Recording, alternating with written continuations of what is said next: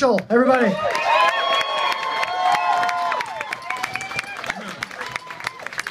You should really temper your expectations here.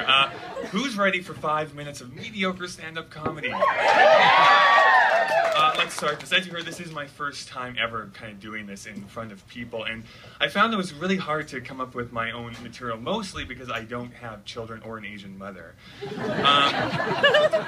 I'm white, as you can probably tell. I'm not even like the cool, like, I'm tan, I'm still Caucasian type of white. I'm the really sickly pale type of white, where people constantly come up to me and are like, are you okay? You look awful. It could also be the bad teeth and the receding hairline. That's also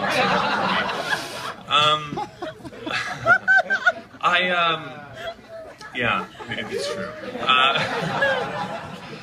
I find, though, that what I really hate in this world is stereotypes. You know, like, oh, the blacks are lazy, the Jews are cheap, Asians are, well, we've, as a Western society, decided not to care. But what I find even worse than that is when stereotypes turn out to be true. That's what really hurts me a lot. Like watching the news or reading an article online, it's like some guy, and it's usually a guy, some guy was found drunk downtown, and I was like, don't be a native, don't be a native, damn it. Because it's just so depressing and soul crushing for me, for someone who's like so open-minded and liberal as I purport to be, that I have to confront that I'm so disappointed in them, and not really the individual, but more the idea of them. People cannot possibly be complex individuals. I need them to conform to my ideals of them to help calm my white guilt.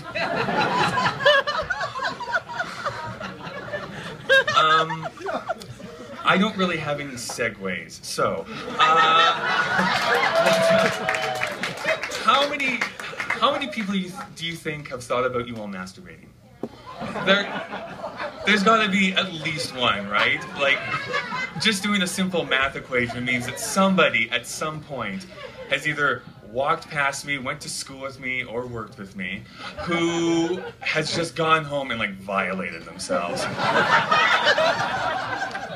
Grossly overestimating my physique and stamina, I should point out, too. I like to think that when you die, you go up to heaven, and you're in, like, an office building, almost like a job interview, if for no other reason than it makes this joke work. And they give you this list of moral choices that you have to go through. And if you answer right, you get to go into heaven. And if you answer wrong, you have to go to the other place, retail. So they'll be asking things like, would you let World War II happen, or would you kill Hitler? Which is an easy choice. I'd let World War II happen. Only because I need to keep winning my Oscar pool every year. But the last question would probably be something like, I'm going to pretend to be an angel now. It's like, Mr. Marshall,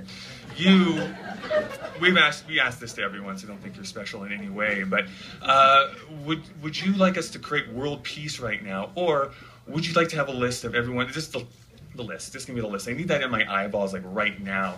I'm dead now anyways. Like, I care if my 4th grade teacher went and diddled herself after she went home after school. I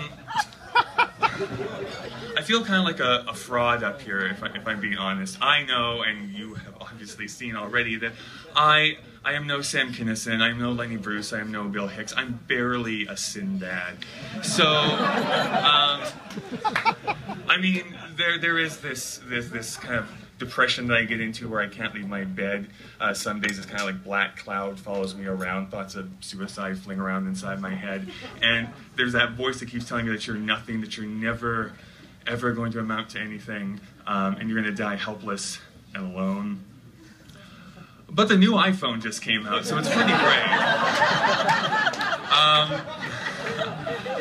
I have been in retail for almost 10 years. Oh, I think someone just fainted. And I've met some of the best people in my entire life, and some people hopefully go on to be lifelong friends. I've also met some of the worst people in the world, customers. And they, you know what's worse than going to someone's house and kicking their mother down the stairs?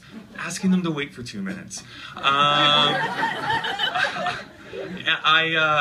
I find the worst is sometimes electronics or computer stores, because I guess you as a comedy-savvy audience would know this, but the concept of backups has existed for 20 minutes now. Nobody does them at all.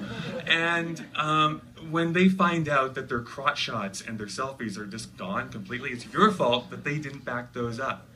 I find it akin to as if I got just blotto drunk, went driving, crashed through some pylons and ran into a wall, and then tried to sue the city for putting something up in my path. Really hoping that that lawsuit pans out.